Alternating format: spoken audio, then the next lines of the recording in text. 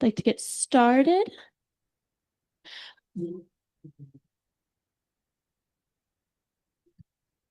Thank you all so much for being here for our event on youth-led transformation, driving climate action and resilient food systems. My name is Flannery. I'm a researcher at the United Nations University Vice Rectorate in Europe, and we are co-organizing this event together with Global Citizen, AGRA, and the FAO. I will briefly, before we get started with our event, today we'll be focusing on youth-led solutions along the agri-food value chain and their role in strengthening local economies and fostering green and inclusive jobs. We'll also talk about solutions to integrate these youth-driven innovations into national and international climate and development policies. Today, to give us some context for the discussion and to provide a framework, we have Liva Koguri. She is a natural resource officer in the Office of Climate Change, Biodiversity, and Environment at the FAO, and she has 10 years of experience specializing in climate change, environmental management, and natural resources. Thank you very much, Liva. Well, maybe sit down, it's easier. Thank you, everyone, and it's a real pleasure to be here today and represent FAO in this very important event, speaking on youth-led transformation in agri-food systems.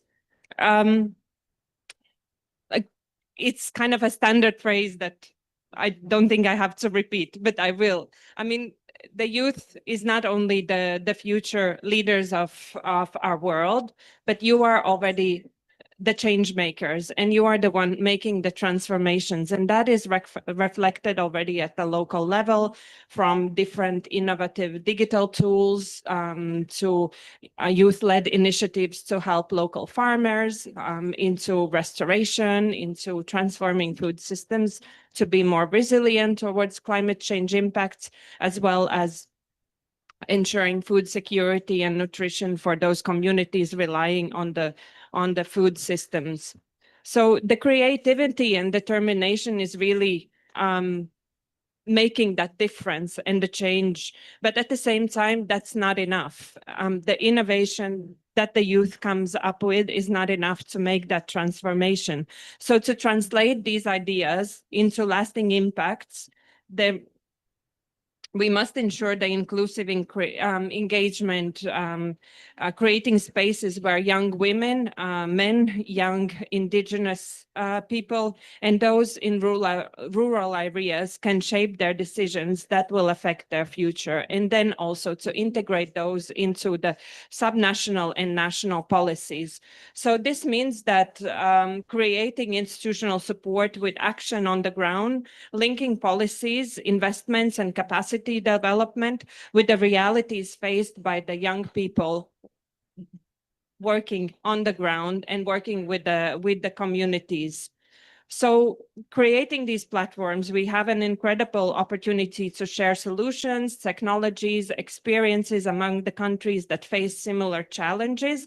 Maybe to mention one example, and I'm sure some of you are quite familiar with that, the World Food Forum, and the youth engagement through this platform also provides an opportunity for youth to share their experiences and knowledge, and also learn from each other from institutions that support that. So as we look ahead, let us commit to strengthen these bridges between innovation and inclusion, and between the policy and practice, and between different generations. So I really wish you a very successful discussion and a successful event. Thank you so much. And I really have to apologize. I have to rush for my next event.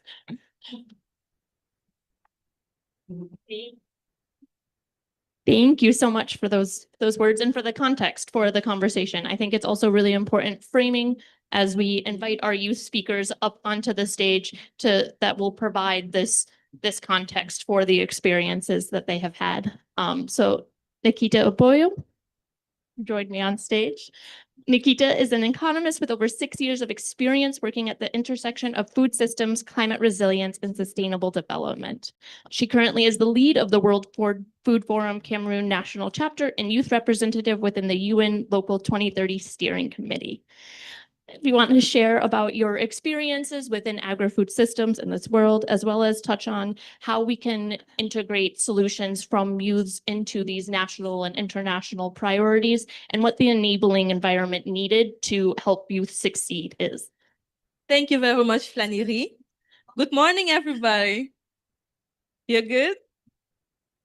It's an honor to be here at COP30 in Belém, Brazil, and to be having the opportunity to share the work we are doing as youth.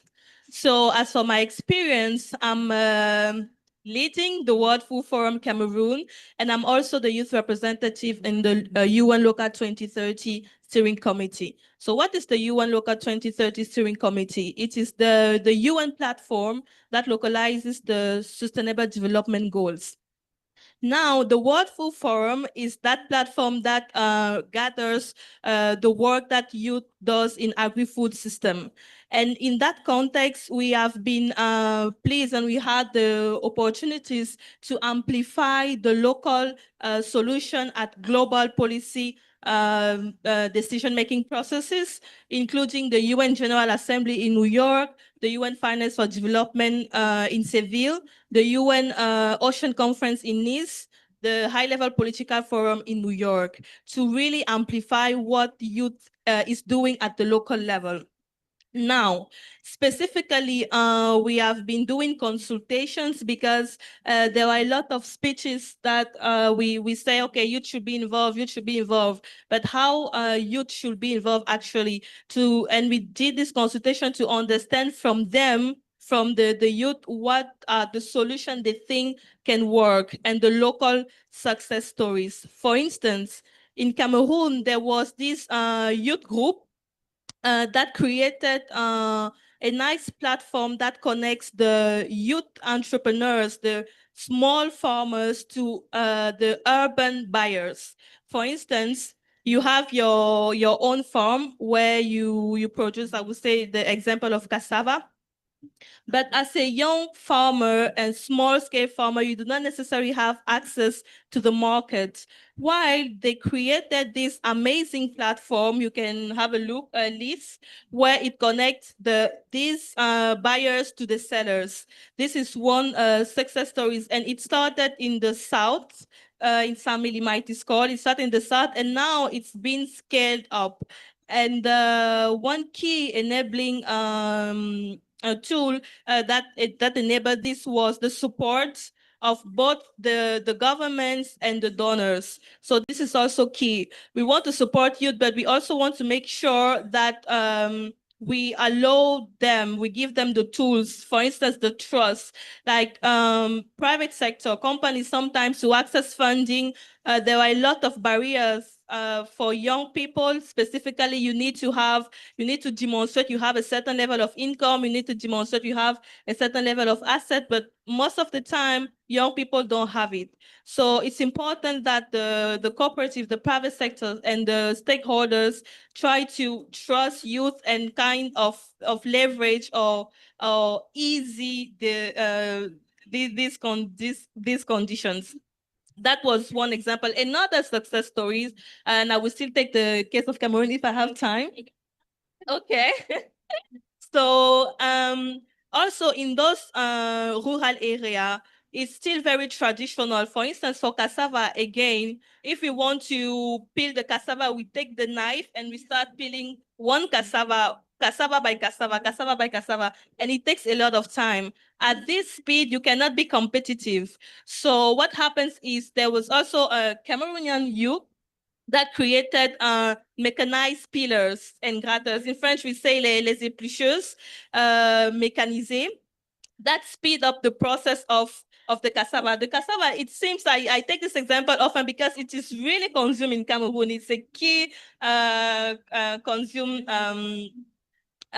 crop. So, and then we observe that there is a, okay, the timekeeper and will be closing up. And we observe that there is an increase in the production. So for instance, if you had spent before let's say 1 hour to produce, let's say 100 grams is an example. Now you spend 10 minutes to produce the same quantity. So you can produce more, sell more, and with the platform that connects you with the buyers, you can have more income. So that are critically and concretely the success stories. If you want to know more, you can follow the World Food Forum Cameroon chapter page on LinkedIn, or you can also follow me on LinkedIn, Nakita Aboya, because we want to have collaboration. That's also why we are here. We want to collaborate with you because we cannot do it alone. We need to build together. Like we say in Africa, one hand cannot tie a ballet. It's a local saying. Thank you. Thank you so much. And thank you for sharing your insights both for local solutions that are happening, as well as how youth can contribute to these global dialogues and push their agenda forward. Our next youth speaker, Charles Oyoma, is an entrepreneur from Kenya. So talking about these agribusiness practical solutions on the ground, he's the founder of Breathhead Africa, SocoSafe, which is a aflatoxin detection strip and point of sale food fortification platform for maize and informal markets. So if you could share a bit about the work you do and how you got into the agribusiness sphere, as well as touch on how youth leadership can transform local food systems or climate action. Yeah, awesome. Thank you. Good afternoon, everybody. My name is Charles Oyamo. I come from Nairobi, Kenya. Over the last couple of months or week, we've had, or my team and I have been looking into building low or frugal, appropriate technology to enable trade and testing of aflatoxin, particularly for maize and other grains.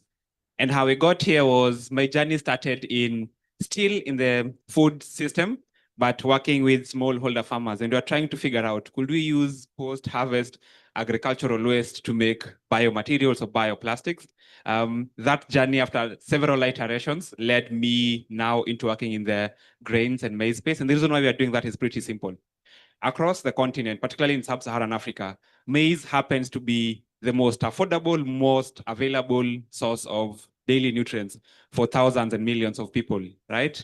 And the problem with maize, or what makes maize very interesting, is storing maize never used to be very hard, because you'd harvest the maize, you'd let it dry out in the air under direct sunlight. And once the moisture content has been removed, then it becomes pretty easy for you to store it for a longer time. But now what's happening with the climate crisis and rising temperatures is farmers are not able to dry it out for long enough. So, and a lot of this maize is traded informally. So farmer A grows the maize, but during harvest, they don't have like enough money and they need cash back very fast. So they sell it to farmer B or an informal trader. So that a lot of maize moves that way across the continent and then through posho mills into the feeds. So that's why we are building what we call SocoSafe. So SocoSafe is like a frugal innovation that's able to test for aflatoxins at the farm gate level or through informal trade. I think to answer your question, or to respond to your question, why I think the role of young people in the agri-food system is, it's very crucial. If you think about the continent, I'll try and like bore you with numbers, but the fact is out there that across the continent, Africa is the youngest continent, and the projection is young people will still be at a very crucial point of advancing the continent's growth. Food becomes a very crucial factor for that. How do we feed the next billion people sustainably? How do we ensure that we're able to create more jobs? Young people in the solutions they're coming up with to solve challenges in the food system, they are actively creating employment opportunities. For example, I'm part of Generation Africa by AGRA, and there are several fellows that go through that program every single year. And the idea behind Generation Africa is pretty simple. AGRA sat down and they thought, how could we inspire more young people to get into agri-food system? And they give you that fast funding, that catalytic boost to move you from simply being an idea at the back of your mind to actually actualizing it in the food system. So I think there's a very active role for young people. They're already proving themselves over and over again. Some of them are here with us, some of them are not. And that's my role here today. It's not to talk about SocoSafe or what I do. It's just like I'm a small bit of a larger, like if you think of it as an iceberg, I'm just the tip of a much larger group of people doing everything from how we grow how farmers grow food, how do we transport the food, and how does that food translate into the marketplace and in our plates. So yeah. Thank you so much for sharing. Yeah. Thank you. I think both of your insights share a really good framing for the panel discussion and why this topic is so important and it's so relevant at this moment in time, and the work that we need to do in order to create this enabling environment for youth across the continent. So with that, I would like to invite our panel to the stage. Dr. Emmanuel Chio. He currently leads the Pan-African Cooperation and Educational Technologies Division at the United Nations University Vice-Rectorate in Europe, focusing on agri-food systems innovation, educational technologies, and green innovation. Sorry, it's my fault. Henry Lega is the lead for Green Innovation or Generation Africa for youth advocacy and empowerment at AGRA, where he works to strengthen the ecosystem that supports youth and entrepreneurship to create employment across the continent.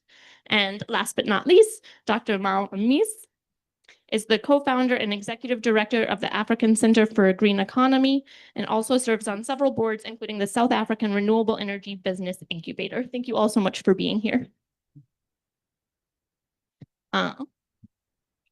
Emmanuel is first, sorry. Thank you so much again for being here. So in the first round of questions, we want to focus on these youth-led solutions along the agri-food value chain and how we both enable them and what is needed to scale them. With that, Emmanuel, how can technology-based innovative solutions be adapted, elaborated, and led by youth to enhance productivity around resources? And how do we encourage youth involvement in agri-food systems, a sector that is losing youth engagement not only in Africa, but globally? Thank you very much, Flannery, for that question. And also a warm welcome from my side. It's really an honor to be here. Maybe before I answer the question, I just want to congratulate the two youth presenters, because I think they did a very good job. But also, it's also an indication that the innovation itself is already taking place in the continent. So they are already part of the solution in adapting some of this innovation in the continent with respect to the questions that you asked. So I think it's very important to have them in the discussion because they understand the challenges. They know exactly where the technology will make a difference. That is the first point. But I think I will respond to the question by making two specific points. The first point is on a competition based on how we are addressing it in our project, whereby we organize hackathon event and identify solutions, which is also important to understand that there is a lot of innovation that is happening, particularly in the African continent in the informal sector, which is, to a larger extent, it's always ignored. So through this kind of a competition, such as a hackathon, you include this sector, which is often neglected. And through this process, we identify youths that have good ideas. And through that, we collaborate with Innovation Hub, which provide them the necessary support that they need. I can give an example of a project which we are currently implementing in Niger, which I think is a good example, whereby we establish a living lab on automatic irrigation system. And around such a living lab, because this is an innovation system, this is an innovative system, and it's not so familiar with the communities, even though they have a kind of a rough idea what some of the different components could mean.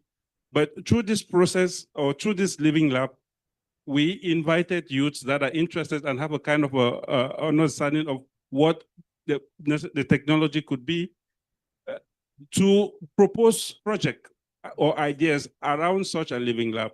And we selected the best idea because of the limited funding. And then we incubate them with a local living innovation hub, providing them the necessary support, but also giving them grants. to implement their different project or their startup in their community. So that is one approach that I think it's interesting for youth. The second approach that we are also doing in our project is in the okay, I'm already getting signals that that the time is short. But maybe I should address the last question, because I think the last part of the question it's very important, which talks about how do we attract youth in the agricultural sector, which it's quite a challenging profession right now, because it's still in most countries, in most countries in Africa, it's still viewed as a sector dominated by elder people. So one of the ways to do it is to mechanize agriculture, because agriculture still remains very labor intensive. And the second approach is, the second way is to introduce technology, innovation technology, because that is what youths are very attractive to. So I will stop here for now and maybe provide more feedback in the second round of answer. Thank you. Thank you so much for sharing this on stage. Yeah, I think it's really important, like this initial, like bringing youth in stage and how we can get them engaged in the sector and get them engaged in the technologies. And I think, Henry, your experience kind of then builds off of that. And from your experience at Agra and Generation Africa, how do you help these youth-led agribusinesses move from these small ideas or this initial thought processes to businesses, to these startups that can make impact on the ground? Thank you very much. Yeah, so from Generation Africa, so Generation Africa is a community within Agra. So it's a community of young agripreneurs from across the continent who, have different innovations. Yeah, so within our strategy, before I get to what can support them, we have a 3-pillar strategy. Yeah, so the first one is inspiration. Yeah, and I like the question, what can attract youth into agriculture? From the few years of experience, it's money. Yeah, we've been trying to make agriculture sexy. Yeah, so the youth, I think sexy needs to be redefined. It's the money. If they see money, trust me, we have so many youth in the caves, going through coal and everything. They're getting dirty. They're looking for gold, getting dirty. It's the money that attracts them. So I think we need to refocus on how do we ensure that we show that agriculture has money and, in the different sectors. So the 3 pillars, number one is inspiration. So how do we continuously inspire youth to get into the agri sector? How do we continue to show them that it's a career opportunity and not an alternative for them? Yeah. Or, most people, get into agriculture because it's the only option. Once they get another job, it's sort of transition. So we use success stories. You've heard from Charles. We have Tafatwa, they are doing a good job in Zimbabwe. We have Irene from Tanzania. So we try to show the success that these youth have in their agribusinesses and show, it's actually possible for you to come in here and make money. And it's across, yeah. So we use a competition called Go Getters. Normally, we usually receive over 10,000 applications from across the country, and we have to choose top 12 who then go and pitch on a live platform, and they get to choose. So whoever is here, trust me, they went through the fire, and we have the best of the best. The second is what we call curation and support. So you've identified these high potential SMEs. So how do you support them? So inspiration is what we call the front gate. So ensuring that they get in. Curation and support is what we call housekeeping. So ensuring the tools are there. Yeah. So giving them number one, access to mentorship, skilling, and then access to finance. Yeah. Most of these entrepreneurs tell me, if they want business support and knowledge, they can always go to the internet, yeah, ChatGPT will tell them how they can strengthen their business, yeah. So we are ending up, people spending their resources to continuously empower this youth through mentorship, but you're not giving them finance. So they are over-mentored, over-coached, but they don't have the real resources, yeah. Then the third pillar and the last, we know it doesn't matter how much you support the youth. Some of these decisions are above them, yeah. So we also work on the enabling environment to ensure that the policies and incentives are there to help them grow. Thank you. Thank you so much for sharing. And yeah, I think I like the clapping after every input.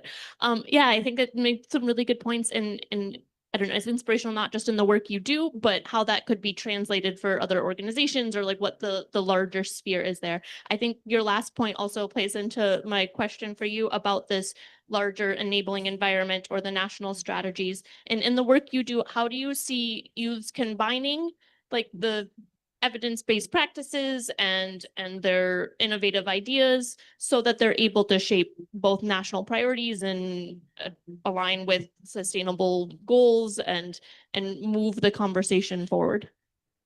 Thanks everyone, and for the invitation to join your platform. So I run the African Center for Green Economy, we're a think tank that is based in Cape Town, but work across the region. And our primary mandate really is to understand what are the kind of innovations, the business models, and so on that countries require to transition into a much more inclusive economy. And that's partly because we see a very big gap between what happens at a policy level and on the ground. Most countries have well-structured, well-designed policies in place, but when it comes to implementation, nothing is happening. The same to climate finance. Lots of funding sometimes arrives, but doesn't reach to the ground. In South Africa, for example, South Africa received a couple of, billion rand recently in its just energy transition plan, but less than 10% of that has found its traction to the ground.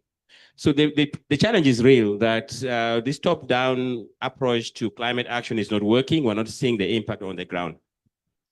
But I see that young people actually provide the excellent bridge that is required, because one, young people are at a very interesting interface between their communities and digital innovations. Young people are very much grounded in their reality and so on, but they are also very savvy in terms of the kind of innovations that are required to bring about the change. And we're seeing very many examples across the continent where young people are using, simple digital tools to map, where water resources are existing, community indigenous knowledge system practices that are around soil conservation, coastal management, and so on, using very simple survey tools and so on, because that they basically can use to document some of those practices on the ground, which I think is the kind of evidence that national governments require in terms of the strategy, whether it's for restoration, whether it's strategies that inform their national adaptation plans, that you need evidence on the ground. And I think that young people are best placed to collect that evidence. And having had from 10,000 applications, what are those applications? Those are the kind of innovations that are actually happening on the ground. But oftentimes we don't have that clear bridge in terms of the data that is emerging on the ground. How do we aggregate that to ultimately inform national policy? So I see that as much where the gap exists. But for young people to be able to inform national policy, they have to be in the room. They have to be part of the planning process. They have to inform the work that these planners use so that this data can inform national planning. A few years ago, we did, so for those who are aware, South Africa has got massive water crisis. And a few years ago, our center, we looked at, and South Africa, also has a lot of capacity. But how come that there's a lot of, many universities, a lot of innovations around water, but that innovation is actually not solving the water crisis? And we found that there's a very big disjunct between the innovation ecosystem, where research and development is happening, and startups, and where the funders are located. So there's a very broken ecosystem in terms of the innovation that would allow these innovations to flow from the ground to commercialization, the same to the planning of some of these strategies. I think that's such an important point and kind of, yeah, what we'll touch on this next round of questions is this disconnect. There's obviously a huge wealth of people that want to move this conversation forward, or these applicants, 10,000 applicants is a lot of applicants and a lot of innovations of probably wonderful ideas about how to make improvements. But yeah, this gap between the national priorities or the national conversation and the local components. I guess for Emmanuel, like what partnerships are you using, or what partnerships do you see that exist that can help mitigate this gap between the two and can help scale these youth-led enterprises or youth-led innovations? Yeah, thank you very much for the question.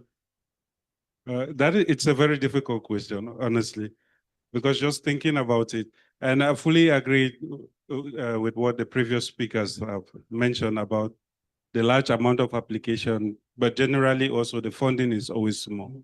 And that is also something that we have been observing. But at least one can also make use of the minimal opportunities that are available so as to serve as a kind of a demonstrator of how things should be done, because that is exactly what we are doing. In our case, what we did with an available fund was to work with the UNFCCC focal points of 6 countries. It was within the frame of a project called Impulse Out, where the goal was to, I mean, you talk about the youths needs to be in the room, but how do you bring the youth in the room and then ensure that they are part of the process and make meaningful contribution? That was the goal. So what we did was that we work with the UNFCCC focal point of 6 countries, 4 in Africa and 2 in Latin America. And through them, we ask direct questions like, what are your needs? What are the gaps that needs to be covered? So as to support you in the process of preparing your report for the global stock take process. And through that, we realized that it was very productive, because then they were able to identify the topic, but also make recommendations of youths in their respective countries that they are working with. Because sometimes also, I think that is something that we also need to take into consideration when we design project. Like if we want to address the NAP or the NDC, we definitely need to work with partner that the ministry is directly collaborating with, because they have their own expert that they are working with. So that was the goal. And for us, that was a success story. Ensure to talk directly with the respective ministry to identify their experts so that you collaborate jointly with them to respond to their needs and challenges. So that will be a kind of a concrete way of bringing these 2 things together with very limited funding as we can experience now. Yeah, so I will stop here for now. Thank you. Thank you.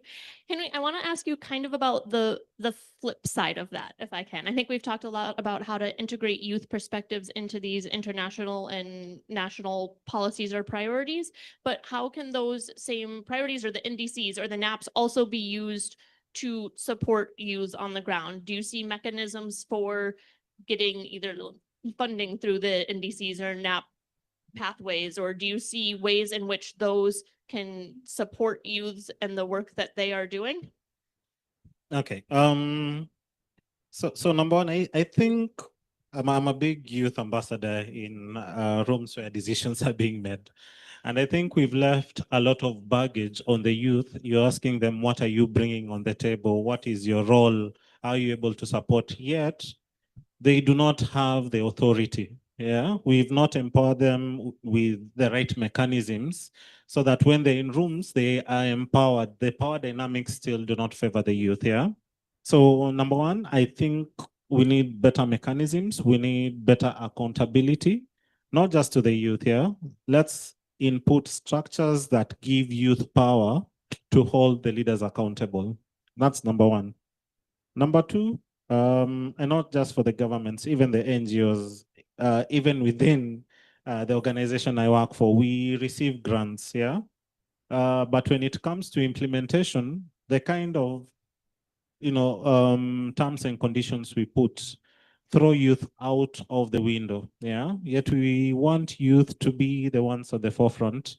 But all the grants end up with consultants. I know we are all guilty here, and with grantees who have been there, and their experience, and they'll write proposals. But the thing is, youth can be implementers. Yeah.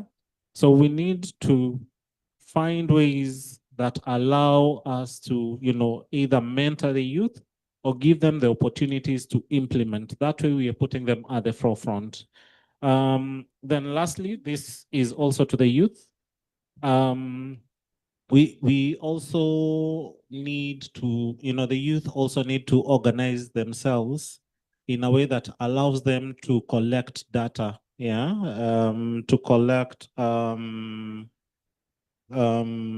not just data, but also, use their power to come up with the realities of the ground, that will be enabled to be used as evidence to support their cause, So they are a community as youth. So how can they use their mobile phones to collect data, whatever they're doing every day? If you're able to document that and say, this is the reality and this is how we are able, I think that collectiveness can also be able to be used as a tool to hold the leadership accountable and ensure that they are also part of the process. Thank you. Yeah, I think those are some really good points about how we can move things forward or start maybe to bridge this disconnect that exists.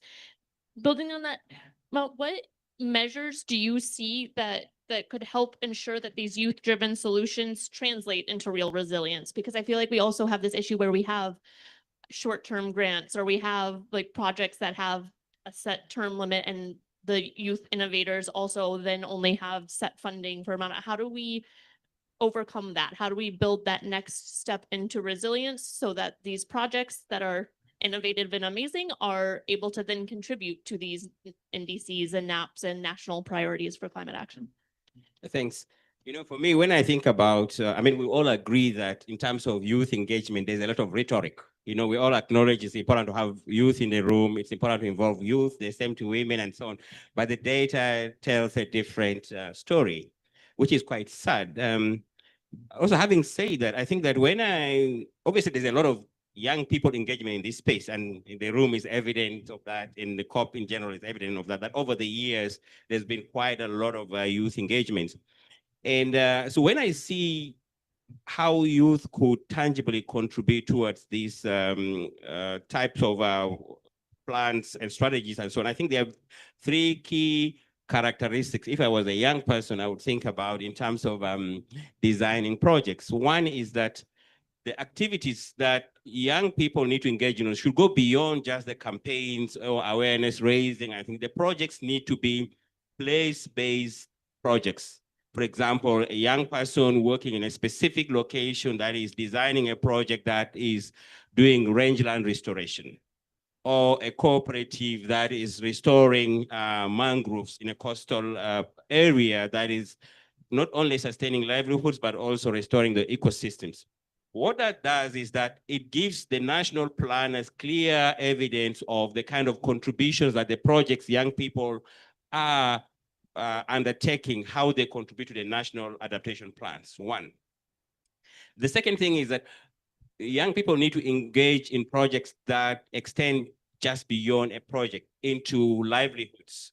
A clear linkage that will either result in skills development, increased incomes, and so on. What that does is that it allows these young people to be able to leverage funding beyond a particular project, where private sector, for example, might be interested in a particular stream of work. They can be able to look at these types of projects and say, can we generate potential pipelines for future investments? Can we design blended finance instruments for those type of things? So projects that have, livelihood outcomes is very important.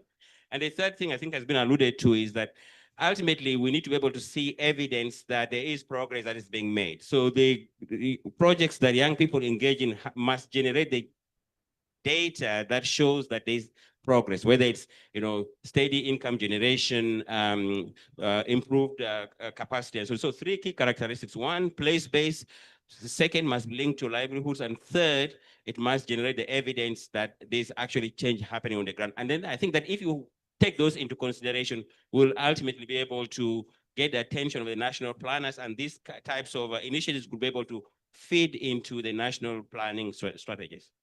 Thank you very much for very concrete examples of how these solutions could be furthered or expanded upon to get us action. I want to now invite our youth speakers back up onto the stage for Q&A session. Thank you so much to our panelists for answering the rounds of questions. And then to the audience, if you have any questions for any of our panelists or either of the youth speakers. And then if not, I think final reflections from each of the panelists and youth speakers on the topic as a whole and how we move forward from here or how this conversation continues. I'm sorry, you have to start, but you're standing next to me. Yeah, I think for me, it was like putting down notes. I love like the diversity of the panel. There's something Henry said that I think stuck with me. It's how do we make agriculture sexy? And we just pump more money into like youth in agri. So that's very encouraging hearing it from Agra, who are heavily investing in youth. We'll be taking you up on that. But I think my last sentiment is there's a lot of, particularly in terms of like the food system on the continent and like youth's involvement, there's a lot of, I choose to call it doomsday preaching. Things are bad, things are not working, policies are not working, there are gaps. But I think if you listen, there's an underlying tone that's coming from the conversations we're having, and it's that young people are on the front line. Young people are coming up with solutions. A lot is happening. It's not happening as fast as we want it to happen. It's not happening to the scale that we need it to happen, but things are happening, things are moving. It's just shedding a light on those, be it small or big solutions in our communities that we are seeing. So very optimistic after this conversation. I think a lot of things are still happening. People just need to shine a light on them and highlight them more. Like something that Henry mentioned is Go-Getters gets over 10,000 applications every single year, right? Every single one of those applications, if they had the capacity and the ability to take them on, they'd take them on. Every single day you meet someone and they tell you, I applied for Go-Getters last year, I didn't get in. I applied for Go-Getters 3 years ago, I didn't get in. And you listen to their story and the business that they're building. And if you are sitting on the other end, you'd have given them the resources and the opportunity. So I think there's a lot of beautiful things happening. It'll just take more time and more effort and a lot of implementation and less of talking and policy. That was long, but yeah.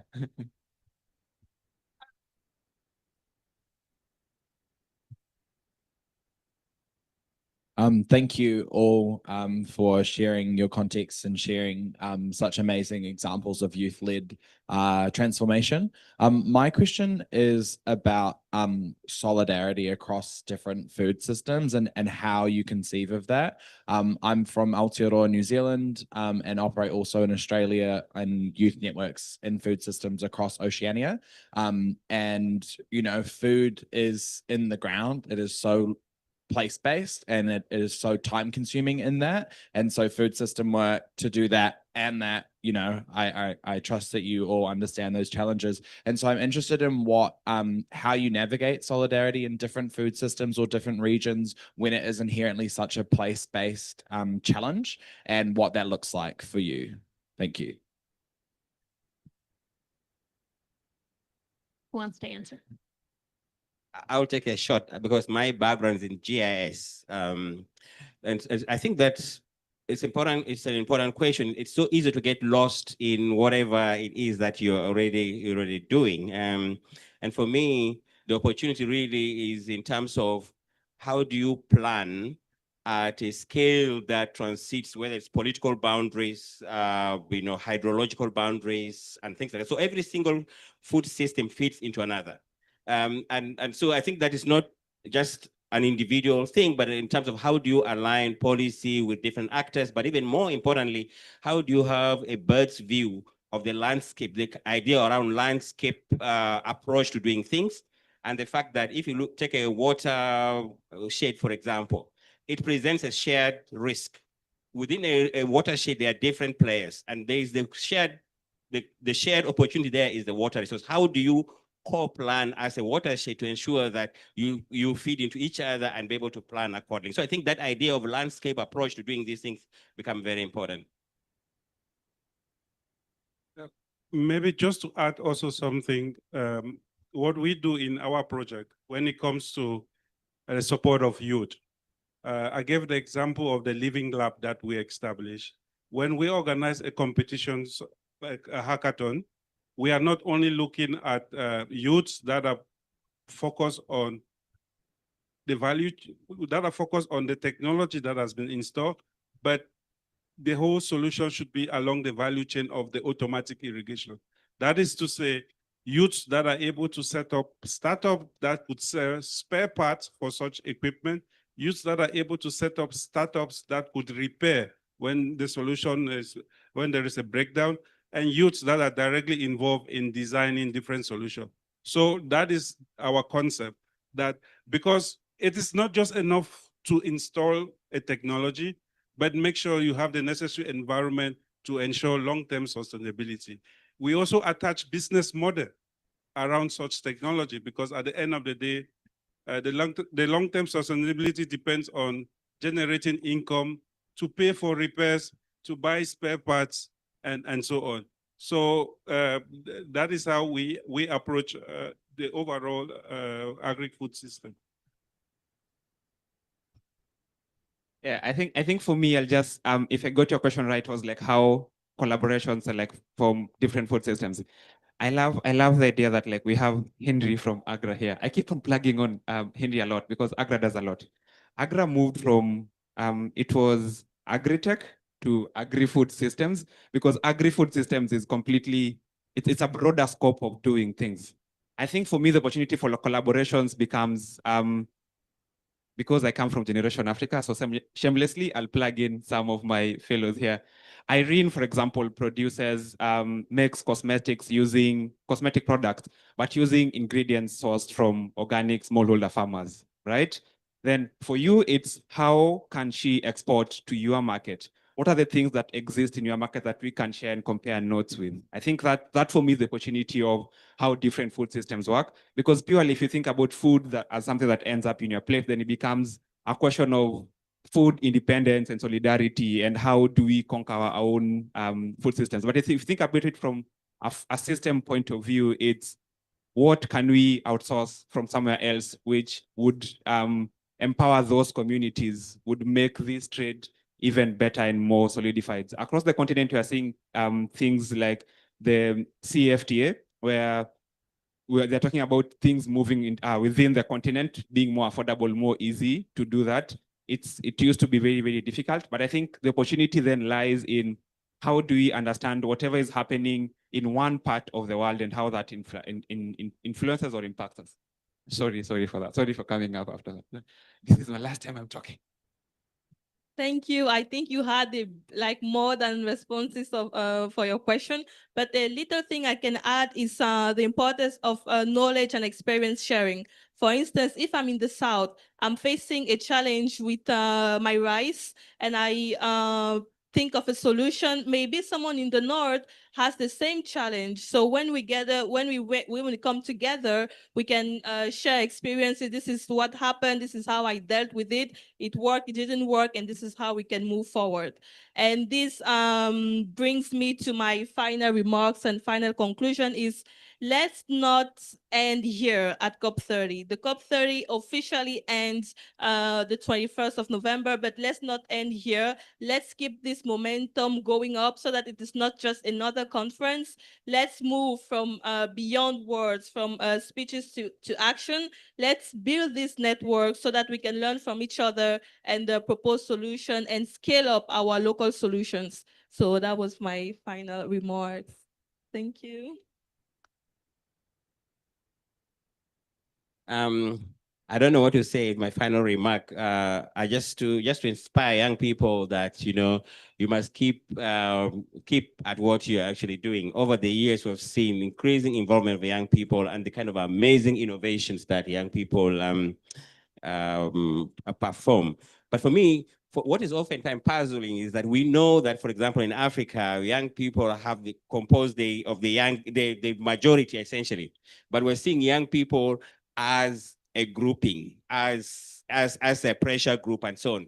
It's like you must occupy this space. You must absolutely occupy this space, and you must not be apologetic about occupying the space. Yesterday, I was listening at a high-level session, the Minister of Environment from Chad, very young person, I think it's 31 or 32 years, as the Minister of Environment from Chad. You think Chad, the level of development, you would automatically think there's a 70-year-old guy. I'm sure that young man has battled a lot to occupy that space that is there. So young people must not be afraid to take up the seat. Don't wait for someone to urge you to get on that panel. Yeah. So my closing remarks, I think we've challenged the youth, now the ecosystem players. I think we need to put in more resources. Put in more resources in terms of skilling, in terms of provision of mentorship, but more so let's put in the money here, and we'll see how it will work magic in terms of attracting youth and ensuring that they're successful. From my end, I'll be very brief. I think there has been a lot of talk about youth support, youth engagement, but so far I think there is no clear output like where we are today. So going forward, I think for me, what will be interesting is to find out how far we have gone with this discussion, where are the gaps, and what we still need to do, because that could be the only way to measure progress. Yeah, so that will be the interest going forward, to know exactly where we are in terms of providing support and engaging youth, and what we need to do so as to make progress. So I will stop here. Thank you. Thank you all so much, and thank you to our wonderful panel and our wonderful youth speakers for sharing all of these very valuable insights. Give them a hand, and then I would like to take a seat and invite Fabio Alina up onto the stage. He's a representative from Global Citizen, one of the co-organizers of this event, for our closing statements. Thank you, Fabio. Thank you, Flannery, and thank you to our wonderful speakers. To be honest, I was extremely inspired today from the panelists, from our youth representatives. I'm Fabio Cresto. I'm a senior consultant for adaptation at Global Citizen. And if I have to close this panel, I think there are two things that I was particularly inspired of and that made me think. One thing is related to finance, right? We talked about money, about the fact that we have to finance these initiatives, which is not only about talking about it, but it's also about putting the money where our words are, right? I don't know if you have heard, but a couple of months ago, there was a really fantastic report that came out from Systemic, which is called Returns on Resilience. In this report, it's written that, they demonstrate, it's not that they're written, but they demonstrate that for each dollar invested in agri-food systems, the return of investment is around $4. So it's kind of changing the narrative, right? And if you include youth in that, it's like really making you think that investing in youth working in agri-food system and in adaptation for climate change, it's not charity, but it's really the smartest investment that you can do, even from a private sector perspective. So it's really trying to change the narrative in this sense. Another thing that really needs to change, and we heard about it before, is like how to include youth representatives and agripreneurs in policy development. So I worked in various NDCs or NAPs and so on, and often this exercise to include youth is kind of a tick boxing exercise. So we have one youth, okay, youth is involved, our plan is fully youth proof, but it's not, it's more complex than that, right? So it's really trying to, it takes more time. And I really like our speaker, Mao, who said, youth have to occupy the space, but it's also up to us who are not youth anymore, also to give the space and the stage for the youth to occupy. So with this, I thank you all again for being here till the end, and I wish you a wonderful end of COP. Thank you.